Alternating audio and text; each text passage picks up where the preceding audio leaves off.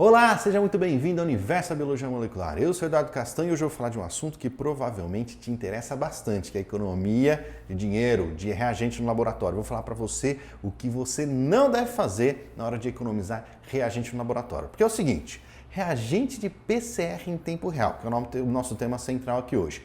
É caro ou é barato? É caro pra caramba. Se a gente tem a possibilidade de economizar um pouco com reagente, a gente faz essa economia. E aí você que trabalha, eu estou se preparando para trabalhar com PCR em tempo real, está lá estudando o protocolo. O protocolo do Master Mix fala que a reação deve ter 50 microlitros. Você olha para aqueles 50 microlitros e fala, será que não dá para fazer a metade disso? Aí você escalona todos os ingredientes da sua reação pela metade e faz aquela PCR utilizando 25 microlitros no lugar de 50, ou seja, economizando aí bastante dinheiro. Metade do que você gastaria, você já não gasta mais. E aí você faz a reação e a reação fica maravilhosa. Aí você olha para aqueles 25 e fala, pô, será que não dá para descer um pouquinho mais? Será que não dá para fazer com a metade da metade? 12,5, por exemplo? Aí você faz e a reação continua maravilhosa. Aí a pergunta que eu faço para você é o seguinte, será que isso que você fez aí está funcionando 100% mesmo? Ou será que tem algum viés, alguma variável, algum pepino, algum problema acontecendo ali nessas reações de menor volume que você não está enxergando, que você não está percebendo? Esse é o tema da aula de hoje, depois da vinheta.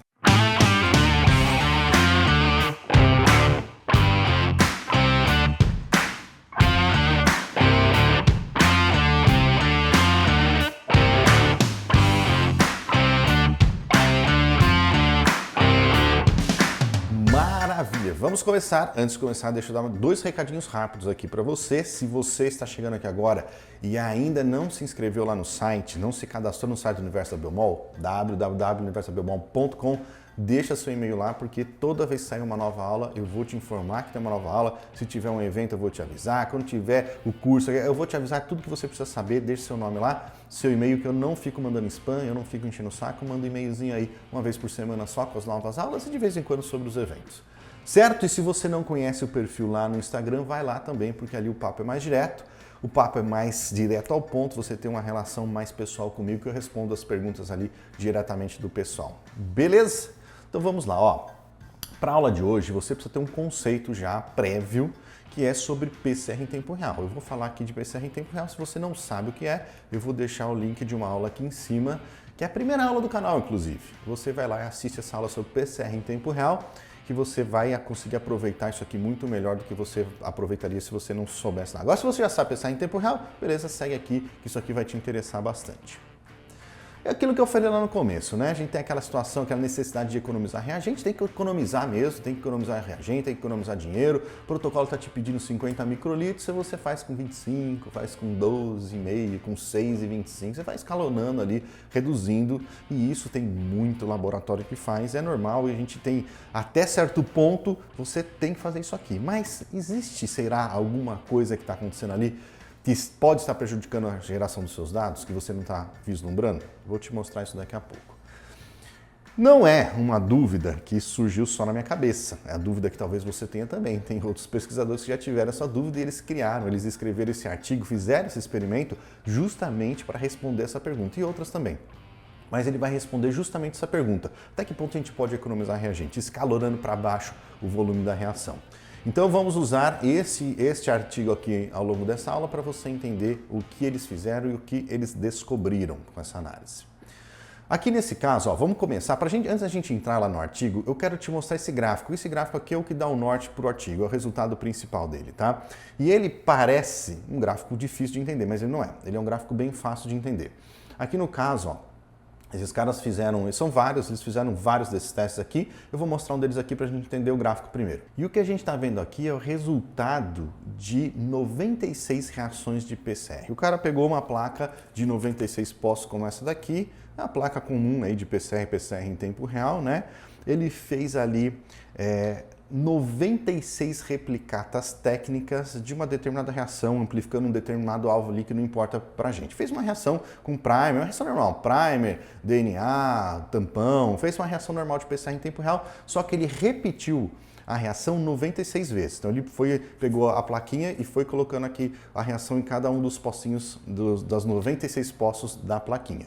E o que a gente está vendo aqui é justamente isso, ó. O que aconteceu na reação de PCR em tempo real, dessa 96 replicatas dele, no pocinho A1 da placa. Então aqui, ó, o pocinho A1 da placa. Estou mostrando aqui, é o que está aparecendo aqui. O que aconteceu no pocinho A2, o que aconteceu no pocinho A3, A4, assim por diante. Você vai até 11, não sei se ele usou 11 colunas aqui, ou se ele fez as 96 vezes, mas não importa. Ele pegou, o que importa pra gente é ver o que aconteceu na reação, nessas 96 reações de PCR em todos os pocinhos da placa, na A1, na A2, na A3, na A4, na B1, na B2, na B3, na B4, todos os pocinhos, tá? E o que a gente vê aqui, ó, esse tapete que mostra aqui pra gente, nada mais é do que a variação de CT entre os pocinhos dessa replicata de 96 reações aí, tá? É a variação de CT. Então, quando a gente olha esse gráfico aqui, tem uma informação interessante que já de cara a gente consegue ver, a gente vai destrinchar no próximo slide, que é isso daqui, ó. Vejam que os pocinhos do meio, eles tiveram, na média, uma variação de CT menor entre eles em relação aos pocinhos que estão na extremidade. Veja, o pocinho A1, que é o pocinho que está na extremidade da placa, que eu estava mostrando aqui para vocês, ele teve um CT um pouco maior que os pocinhos tiveram aqui no meio da placa. Se a gente olhar aqui para o pocinho, não sei se é o A12 ou A11, né, que ele fez aqui, mas é o da outra extremidade. Ele está com um CT um pouquinho maior. Aqui também um CT um pouquinho maior, só esse aqui que não. Se tiver, está bem pouco. Mas vejam que nas extremidades da placa, os pocinhos que estão nas extremidades, eles têm uma variação de CT maior do que os que estão no centro dessa placa, beleza? É isso que eu queria que você entendesse nesse gráfico e agora a gente vai destrinchar o resultado do experimento dele. E é bem simples. Então vamos lá, nesse teste que ele fez, essa primeira reação, esse aqui é o gráfico que eu estava mostrando no slide anterior. Ele pegou, fez um mix de PCR em tempo real caseiro. Então ele comprou os ingredientes separados, DNA polimerase, o tampão, o primer, o DNA que ele utilizou, os DNTPs, tudo separadinho, fez um mix caseiro e montou essas 96 replicatas aí. E aí ele fez isso em 50 microlitros, são reações de 50 microlitros, e recebeu isso aqui como resultado. E a gente já conseguiu ver que as extremidades da placa tiveram uma variação de CT maior do que as do centro, que os pocinhos do centro da placa. Agora, aí ele pegou esse mesmo mix aqui e fez o escalonamento para baixo, reduziu pela metade. Então, em vez de fazer uma reação de 50 microlitros, ele fez uma reação de 25. Olha o resultado que ele recebeu. Veja que os pocinhos da extremidade da placa, eles tiveram uma variação ainda maior de CT. O CT deles foi ainda maior do que o CT médio dessa placa. Então, o CT dos pocinhos das extremidades são bem maiores, ou um pouco maiores, né, que os CTs do centro da placa. Alguma coisa acontece nas extremidades da placa que faz com que esse CT aqui aumente. E este aumento de CT, ele ficou mais acentuado quando o volume da reação foi menor. E aí ele reduziu de 25 para 12,5, reduziu aí um quarto em relação ao experimento inicial. E veja o resultado que ele recebeu, olha aí essa variação de CT nas extremidades da placa, como ficou muito mais acentuada. É bem interessante, né? Então, um mix caseiro que ele fez nesses diferentes volumes de reação, e note que as extremidades da placa elas foram bem prejudicadas conforme a gente foi reduzindo o volume da reação. Essa variação de CT aqui na extremidade da placa, provavelmente ela é explicada por variação de temperatura maior nesses pocinhos do que nos pocinhos do interior do bloco. Então é um equipamento de PCR em tempo real, lá no artigo ele fala qual que ele utilizou. Possivelmente a homogeneidade de temperatura ela é maior, ela é mais uniforme, na verdade, a temperatura ela é mais uniforme no centro do bloco, no centro do termociclador, e ela varia mais nas extremidades daquele bloco.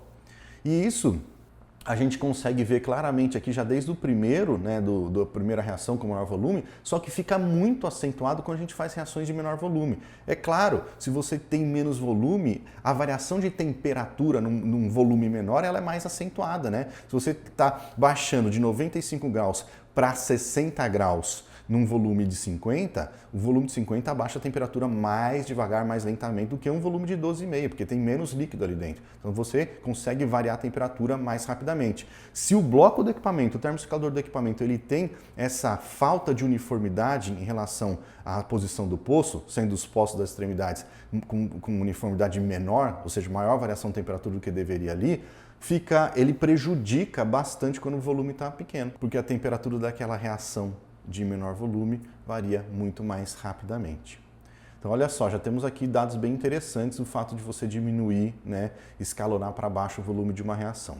Aí ele pegou esse Master Mix aqui que ele criou, caseiro, esse mix caseiro, fez ele de novo, só que colocou um aditivo aqui, um Triton, e viu o que aconteceu. Aí ele recebeu o resultado semelhante. Parece que o Triton deu uma segurada aqui nessa variabilidade, né, nas extremidades da plaquinha, do bloco do equipamento, mas ainda assim, quando o volume é muito pequeno, tem uma variabilidade interessante.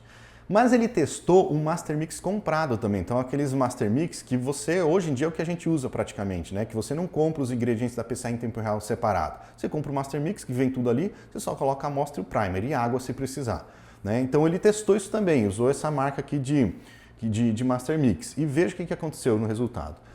Reações de 50 microlitros, uma reação bem mais uniforme, né? Então menos variabilidade aqui nas extremidades da placa. Aí quando diminuiu para 25, teve uma variabilidade até menor do que essa daqui, né? De 50 microlitros com mix caseiro. E aconteceu variabilidade aqui numa reação de 12,5, mas menos intensa do que quando comparada com essas daqui, né? Então nós temos 3 informações interessantes aqui. Primeira delas, extremidade da placa, reação na extremidade da placa pode ter menor uniformidade, pode ter maior variabilidade ali de resultado quando você trabalha com os pocinhos na extremidade da placa. Mas segura essa informação que isso não é verdade para todo equipamento, tá? Segura isso daí, mas ele pode ser para alguns equipamentos. Segunda coisa, que é bastante interessante, que é o tema central da nossa aula aqui. O fato de você diminuir o volume de reação pode impactar seriamente na geração dos seus dados. Isso é um problema porque esse cara, imagine aqui um pesquisador, alguém fez um experimento lá escalonando para 12,5. Quando ele fez e recebeu o resultado do pocinho A1, ele não sabe que teve essa variabilidade aqui, porque o resultado que ele recebe é o que ele está querendo descobrir, é o que ele está descobrindo. Então ele não sabe que tem variabilidade. Esse cara aqui sabe porque ele fez 96 replicatas aqui. Então ele sabe que esse pocinho aqui variou em relação aos outros. Mas você, na hora que você está fazendo e recebe o resultado no pocinho A1, lá no pocinho, sei lá, o H12, por exemplo, se tem variabilidade, você não sabe, porque é o resultado que você está recebendo. Você está recebendo o resultado de amplificação da PCR em tempo real. Mas tem algo acontecendo. Então você escalonou, a sua reação funcionou lindamente, mas cheia de viés, e você nem visualizou esse viés, essa variabilidade, esses erros que você inseriu aí no seu teste, no seu experimento. E a terceira informação interessante é o uso de Master Mix, né? Veja como o uso de um Master Mix, ele foi muito mais eficiente do que preparar um mix individualmente caseiro. Então é interessante aqui, nós temos algumas conclusões que eu já vou falar para vocês, mas esses 3 pontos principais aqui. Primeiro, né, acho que é o tema central aqui da nossa aula. Escalonar reação, volume de reação para economizar reagente e economizar dinheiro, vale a pena? Eu acho que vale a pena, tem que fazer. Mas cuidado, faz isso com cuidado, porque você pode estar causando um viés no seu experimento que você não está vendo e não vai enxergar só com o resultado de amplificação. Essa é a primeira coisa. Segunda coisa, as extremidades da placa. Cuidado com o equipamento que você tem. Se é um equipamento que tem uma uniformidade ruim entre os poços do bloco, né? O bloco é o termociclador, você pode estar tendo aí resultados piores nas extremidades da sua placa, nos pocinhos que estão na extremidade. E terceiro, aí, o uso do Master Mix. O uso do Master Mix, você mantém a homogeneidade do seu experimento de uma forma muito mais adequada, ainda que você faça a redução do volume aqui do seu teste, do seu experimento, né? Isso provavelmente aqui acontece porque você pipeta menos vezes. Eu imagino, né? Aqui quando você faz um mix caseiro, você vai ter que colocar cada ingrediente individualmente lá para fazer o mix. Aqui não, ele já vem pronto, você tem menos pipetagem, menos chance de erro. E olha, aqui no experimento ele fala, né, nos casos mais grosseiros de variação de temperatura, né, no pocinho A1 aqui nesse caso, por exemplo, com reação de 12,5 em relação a um pocinho lá do meio, teve variação de CT, uma variação de CT de até 60%.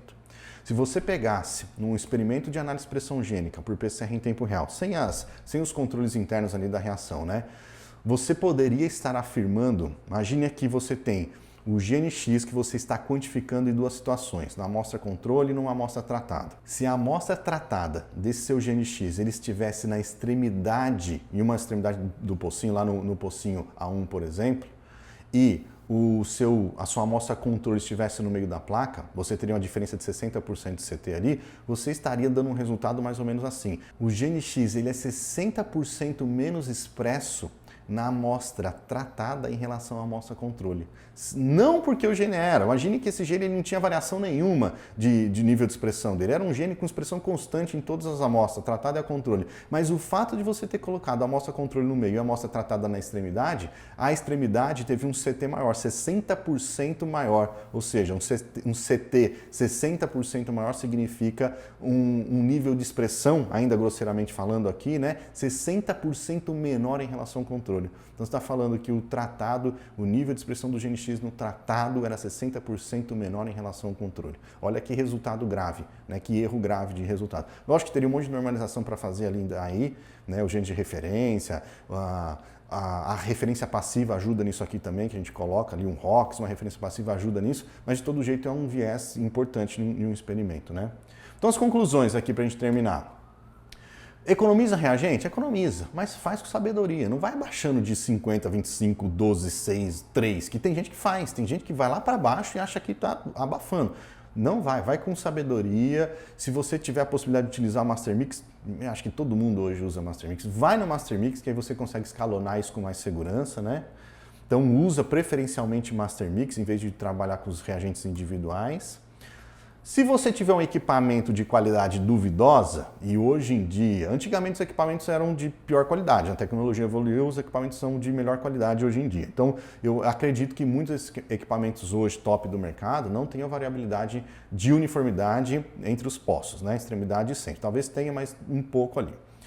Se você trabalha com equipamento duvidoso e está vindo muito equipamento duvidoso aí da China e outros países, cuidado, cuidado. Se você trabalha com esse, use preferencialmente os poços do centro. Tá? Se você tiver uma placa cheia, não tem o que fazer, vai usar tudo.